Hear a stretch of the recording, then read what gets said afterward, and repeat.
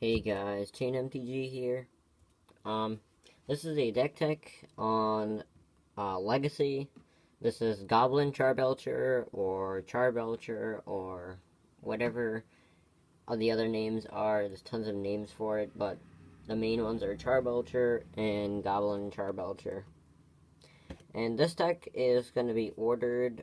How I'm showing you the cards specially because for one, there's only about 3 or 4 win conditions in this deck, and basically, if you do not draw those cards, or you do not get those cards, you can really not win with this deck, with those other win conditions, because every other card in this deck kind of makes mana.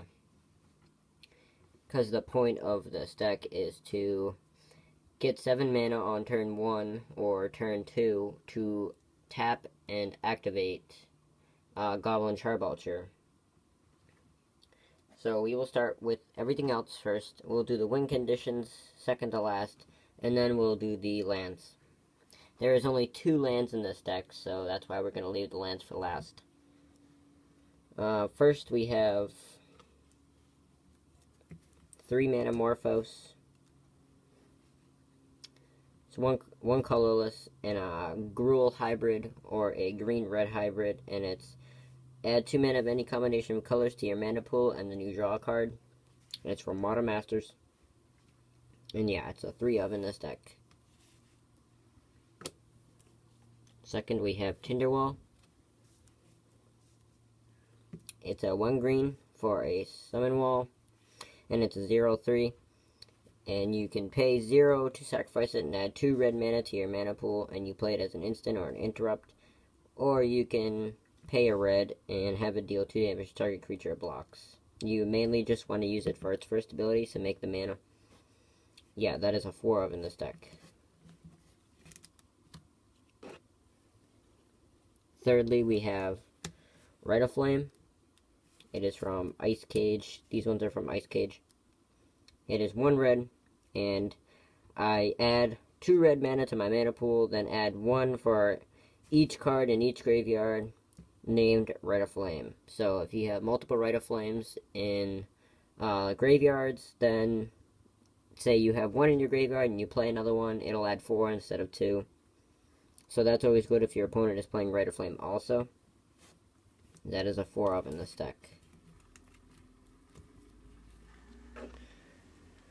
We have Land Grant.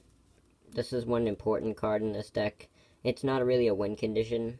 That's why I didn't put it in the important win condition pile, but it is pretty important. You basically, you want to use this in your opening hand if you have it, and you want to play it first. If you have no lands in your hand, you can reveal your hand instead of paying Land Grant's mana cost, which is you just throw it down and you reveal your hand.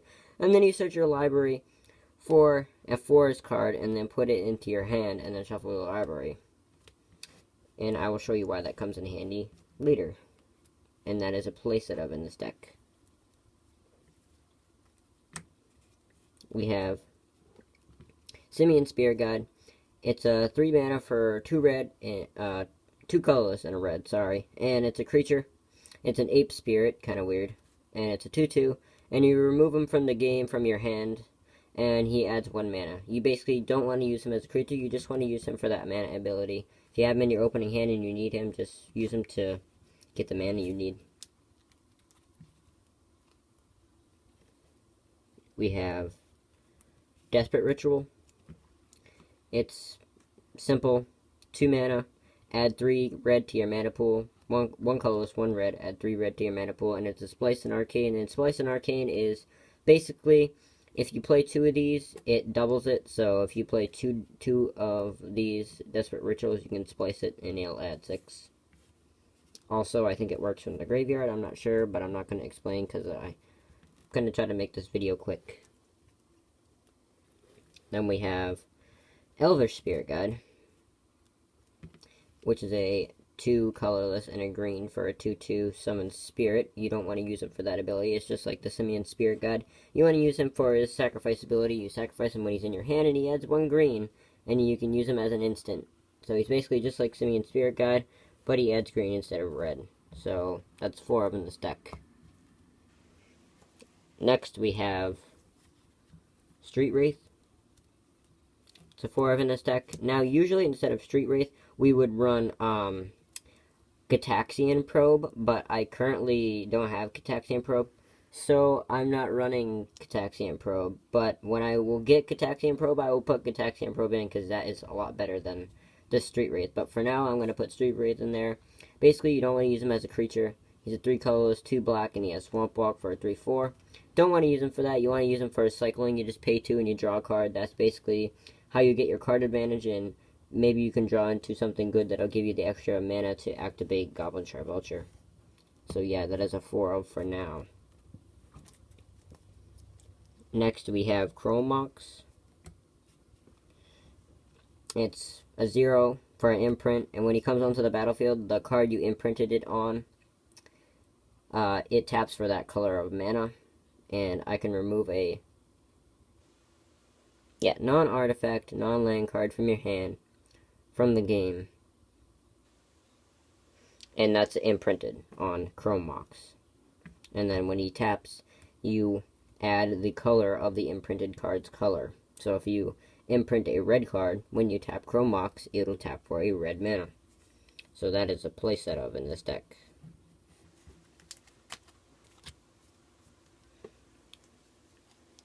Next we have Lotus Petal.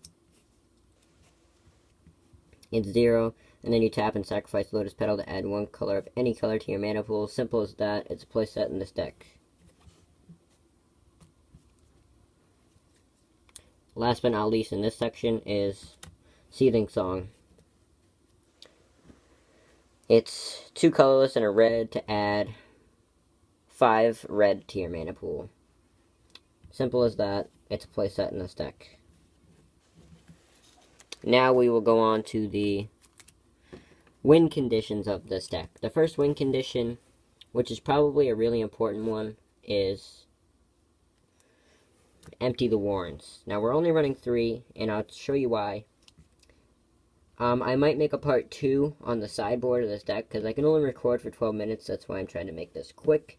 So I might make this explaining this, and then I'll explain a little bit more of the sideboard and how it interacts with the main deck a little bit after this video and the next video. So, Empty the Warrens is 3 colorless and a red, and you put 2 1/1 red goblin creature tokens onto the battlefield, and it has Storm. Storm is very important because depending on how many spells you played before this, it's going to double it. So, say you played Lotus Petal, then Chrome Mox, then you played Simian Spirit Guide, you exiled him, and then you played the Elver Spirit Guide, and then you exiled him, and then you played Desperate Ritual, and then you played Seething Song, and then you played this. That would give you a lot of goblins, even on turn 1. So next turn, on turn 2, you could be swinging either from 8 to 16, even over 20 damage. I know one time I got 30 goblins onto the field, and I swung for 30 damage on turn 2. So yeah, that's one win condition in this deck. Another one, it's not really a win condition, but it's very important in this deck. It is Lion's Eye Diamond. It's a 0, and you sacrifice Lion's Eye Diamond, and you discard your hand, and it adds 3 mana of any 1 color to your mana pool, and you play this as a source, mana source. So it's basically like a Black Lotus, but not a Black Lotus. But basically, when you have Goblin Charbeltcher on the field, and you need to activate him if you draw into a Lion's Eye Diamond, or you have one in your hand. So basically, you want to play Lion's Eye Diamond after you have Goblin Charbeltcher already on the field. So you can basically just sacrifice Lion's Eye Diamond, throw your hand away, activate Goblin Charbeltcher, and win the game. So that is definitely a 4 of in this deck. And then finally,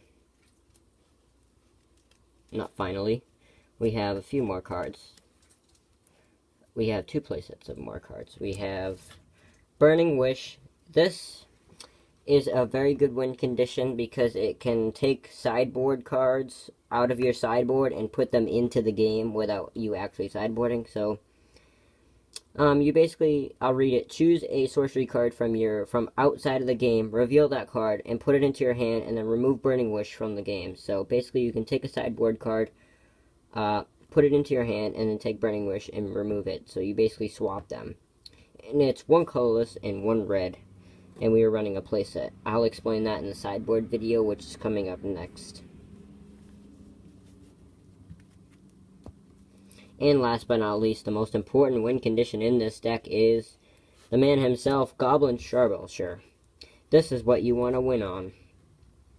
Goblin Charbeltcher, he's a 4 colorless, and he's an artifact, and you 3, you tap him, and you reveal cards from the top of your library until you reveal a land card. Goblin Charbeltcher deals damage equal to the number of non-land cards revealed this way to target creature or player. If the land card revealed was a mountain, Goblin Charbeltcher deals double that damage instead.